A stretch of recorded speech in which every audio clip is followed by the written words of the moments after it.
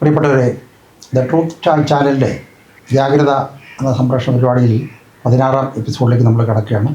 കേരളത്തിലെ രാഷ്ട്രീയ സാമൂഹ്യ ജീവിതത്തിൽ കടന്നുകൂടിയിട്ടുള്ള അഴിമതി അത് ഈ നാടിനെയും ജീവിതത്തെയും ജനജീവിതത്തെ എങ്ങനെ ബാധിക്കുന്നു എന്നുള്ളതിനെക്കുറിച്ചാണ് നമ്മൾ പറഞ്ഞുകൊണ്ടിരുന്നത്.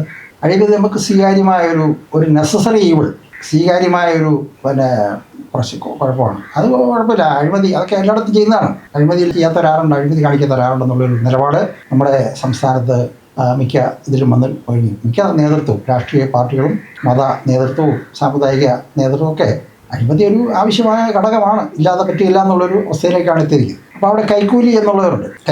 കൈക്കൂലിയാണ് അവിടെ നോക്കുകൂലി എന്ന് പറഞ്ഞാൽ നമ്മുടെ ജീവിതത്തിൽ ഒരുപാട് ദുരിതങ്ങൾ ഉണ്ടാക്കിയിട്ടുള്ള ഒരു പ്രശ്നമാണ് നോക്കൂലി. പലപ്പോഴും സർക്കാരിൻ്റെ ഉടമസ്ഥയിലുള്ള സ്ഥാപനത്തിൽ കൊണ്ടുവന്നിട്ടുള്ള യന്ത്രസാമഗ്രികൾ അല്ലെങ്കിൽ അതുപോലുള്ള വസ്തുവകൾ ഇറക്കുന്നതിന് വലിയ കൂലി ചോദിക്കുക.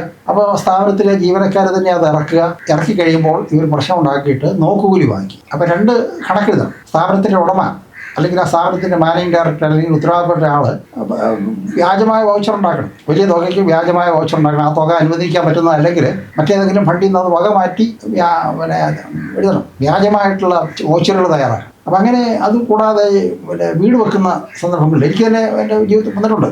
വളരെ ബുദ്ധിമുട്ടി ലോൺ എടുത്ത് വീട് വെക്കുന്നു. 4, 5 അല്ലെങ്കിൽ 5, 10 പാക്കറ്റ് സിമെൻറ്റ് കൊണ്ടുവന്ന് കഴിയുമ്പോഴത്തേക്ക് നമുക്ക് പണിക്കാർക്ക് ഇറക്കാൻ സമ്മതിക്കില്ല. സംഘടിത തൊഴിലാളികൾ മാത്രമേ ഇറക്കാൻ പാടുള്ളൂ. ഇറക്കുന്നതിന് കുഴപ്പമില്ല, അവർക്കുള്ള കാശും കൊടുക്കും. അപ്പോൾ ഈ തൊഴിലാളികളെ നമ്മൾ കാത്തിരിക്കണം. അവർ സമയത്ത് വന്നെന്നിരിക്കില്ല. അപ്പോൾ നമ്മൾ പണി മുടങ്ങാതിരിക്കാൻ വേണ്ടിയിട്ട് അത് ഇറക്കും. കമ്പിയോ സിമെൻറ്റോ മണലോ എന്തെങ്കിലുമൊക്കെ ഇറക്കി കഴിയുമ്പോൾ അവർ വരും, പണം കൊടുക്കും. അങ്ങനെ ഒരുപാട് പ്രശ്നങ്ങൾ. അത് ചെറിയ വ്യാപാര സ്ഥാപനങ്ങളിലും ചെറിയ വ്യവസായ സ്ഥാപനങ്ങളിലൊക്കെ ഈ നോക്കൂലി എന്ന് പറഞ്ഞ വലിയ പ്രശ്നമായിട്ട് അടുത്ത കാലത്ത് നോക്കൂലി നിരോധന നിയമം എന്ന് പറഞ്ഞ നിയമം ഉണ്ടാക്കി. എന്നാൽ പോലും നിയമമൊക്കെ പുസ്തകത്തിൽ ഇരിക്കും, കാര്യങ്ങൾ വേറെ രീതിയിൽ നടക്കും എന്നുള്ളതാണ് ഇപ്പോഴത്തെ നമ്മുടെ സ്ഥിതി. അപ്പോൾ നോക്കുകൂലി എന്ന് പറയുന്നത് നമുക്കറിയാവുന്ന കാര്യം. നമ്മളതിനെക്കുറിച്ച് ഒരുപാടൊക്കെ കേട്ടിട്ടുണ്ട്. പത്രത്തിലേക്കും യാലികളിലൊക്കെ ഒരുപാട് ചർച്ച വന്നിട്ടുണ്ട്.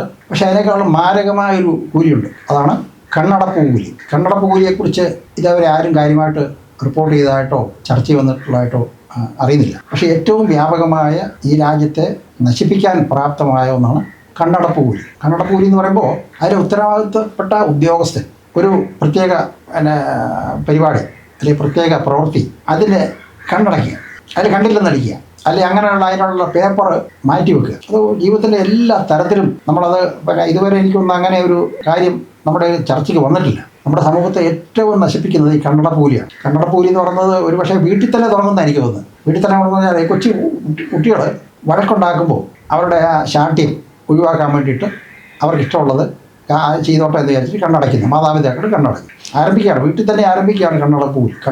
അതങ്ങോട്ട് വന്നു കഴിഞ്ഞാൽ നീതിന്യായ രംഗത്ത് വരെ കണ്ണടപ്പ് കൂലി വന്നിട്ടുണ്ടെന്ന് പറയുമ്പോൾ നിങ്ങൾ ഒരു പക്ഷേ എന്താണെന്ന് സംഗതി പറഞ്ഞു വരുന്നത് എന്താണെന്നുള്ളത് സംശയിക്കും. കണ്ണടപ്പ് കൂലിയെക്കുറിച്ച് ഞാൻ പറഞ്ഞു. നിങ്ങൾ എന്നെ ശ്രമിക്കുന്നവർ, പ്രേക്ഷകർ, നിങ്ങളുടെ ഓരോ അനുഭവത്തിലേക്ക് നോക്കുക.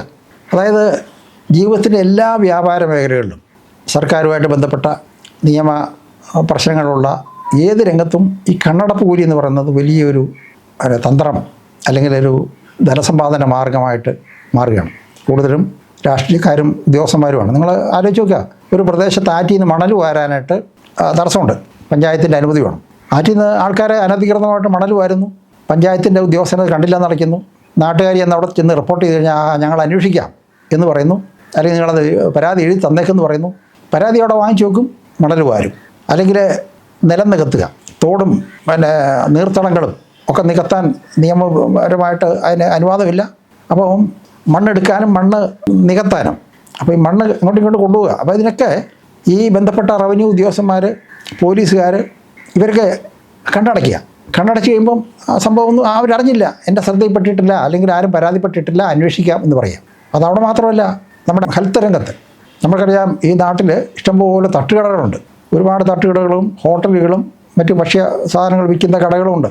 അപ്പോൾ ഈ കടകളിലൊക്കെ നമ്മുടെ ഹെൽത്ത് ഡിപ്പാർട്ട്മെൻറ്റിൻ്റെ നിബന്ധനകൾക്ക് വിധേയമായി ആരോഗ്യ പരിശോധന നടത്തി ഡോക്ടറെ സാക്ഷ്യപ്പെടുത്തി ഹെൽത്ത് മറ്റ് സാംക്രമിക രോഗങ്ങളൊന്നും ഇല്ല എന്ന് സർട്ടിഫൈ ചെയ്തിട്ടുള്ള ആളിന് മാത്രമേ അവിടെ ജോലി ചെയ്യാൻ പറ്റുള്ളൂ. അതുപോലെ ആ പരിസരത്തിന് വേസ്റ്റ് വെള്ളം പോകാനായിട്ടുള്ള സംവിധാനം വേണം, പാത്രങ്ങൾ ശുചിയായിരിക്കണം, ഭക്ഷ്യസാധനങ്ങളൊക്കെ കേടുകൂടാത്തതായിരിക്കണം. ഇങ്ങനെയുള്ള ഒരുപാട് നിബന്ധനകൾ വെച്ചിട്ടുണ്ട്. പക്ഷെ ഇതൊന്നും പാലിക്കപ്പെടുന്നില്ല. എല്ലായിടത്തും നമ്മൾ പോകുന്ന വഴിക്ക് എല്ലാം തട്ടുകടകൾ കാണാം. അവർക്കൊന്നും ലൈസൻസ് ഉണ്ടാകില്ല, ഫുഡ് സേഫ്റ്റി സർട്ടിഫിക്കറ്റ് കാണില്ല. അവിടെ ജോലി ചെയ്യുന്ന ജീവനക്കാർക്ക്, പ്രത്യേകിച്ചും നമുക്കിപ്പോൾ അറിയാം എല്ലാം അന്യസംസ്ഥാന തൊഴിലാളികളാണ് അങ്ങനത്തുള്ള കടകളിലൊക്കെ ജോലി ചെയ്യുന്നത്. അവരാരും അവർക്ക് ശരിക്കുള്ളൊരു ഐഡൻറ്റിറ്റി കാർഡോ മറ്റേതെങ്കിലും രേഖകളോ അല്ലെങ്കിൽ അവർ അവരുടെ ആരോഗ്യ പരിശോധനയ്ക്കുള്ള സർട്ടിഫിക്കറ്റ് ഒന്നുമില്ല. സറാങ്കർമ്മിക രോഗങ്ങളും ത്വക്ക് രോഗങ്ങളും മറ്റു രീതിയിലുള്ള ക്ഷയമോ അല്ലെങ്കിൽ എന്തെല്ലാം രോഗങ്ങളുണ്ടോ അവരൊക്കെ അവിടെ ജോലി ചെയ്യുകയാണ്. അപ്പോൾ ഇത് പരിശോധിക്കാനായിട്ടും കണ്ടുപിടിക്കാനായിട്ടുള്ള സംവിധാനം നമുക്കുണ്ട്.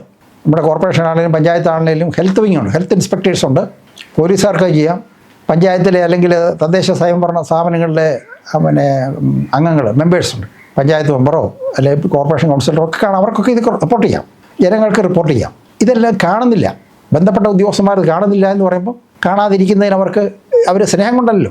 അപ്പോൾ അവർക്ക് ആഴ്ചയിലോ മാസം തോറും ഒരു മാസപ്പടിയോ ഒക്കെ കൊടുക്കുകയാണ്. എത്ര ഗുരുതരമായ പ്രശ്നമാണെന്ന് നിങ്ങൾ ആലോചിച്ച് നോക്കുക.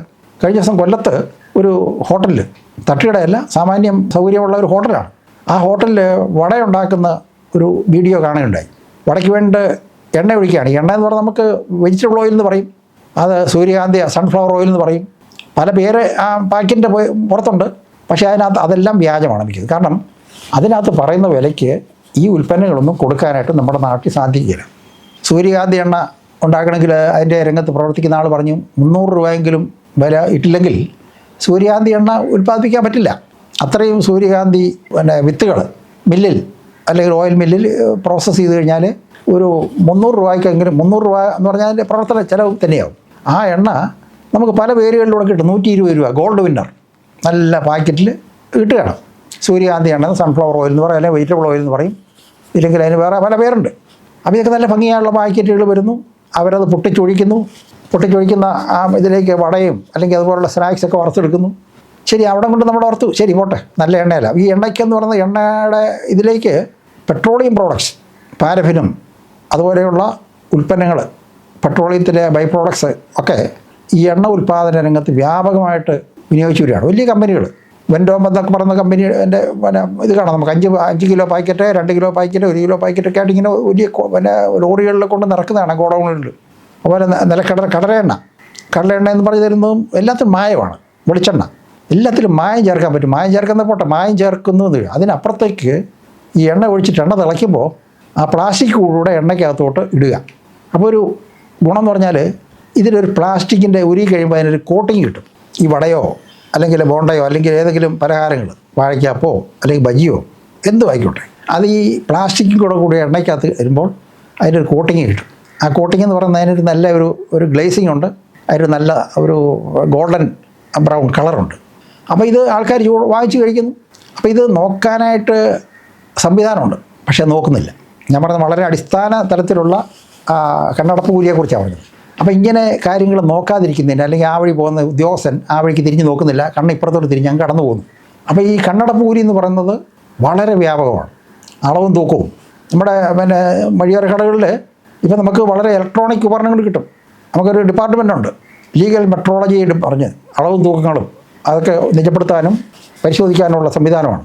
പക്ഷേ ഏതെങ്കിലും കൈത്തിലാശോ അല്ലെങ്കിൽ പഴയ തിലാശോ അല്ലെങ്കിൽ പതിക്കാത്ത ഡിപ്പാർട്ട്മെൻറ്റിൽ പോയി പതിക്കാത്ത തിലാശൊക്കെ വെച്ചിട്ട് സാധനങ്ങൾ വിൽക്കുന്നു. അപ്പോൾ ഞാൻ പറയുന്നത് ഈ കണ്ണടപ്പ് കൂലി എന്ന് പറയുന്നത് പൊതു സമൂഹത്തിൽ ചർച്ചയ്ക്ക് വരാത്തൊരു വിഷയമാണ്. വളരെ വ്യാപകമായിട്ടുള്ള വളരെ ഗുരുതരമായ പ്രത്യാഘാതങ്ങൾ സമൂഹത്തിലുണ്ടാക്കുന്ന ഈ കണ്ണടപ്പ് കൂലിയെക്കുറിച്ചുള്ള ബാക്കി ഭാഗങ്ങൾ അടുത്ത എപ്പിസോഡിൽ നിങ്ങളോട് സംസാരിക്കുന്നതായിരിക്കും. അതുവരെ നന്ദി, നമസ്കാരം.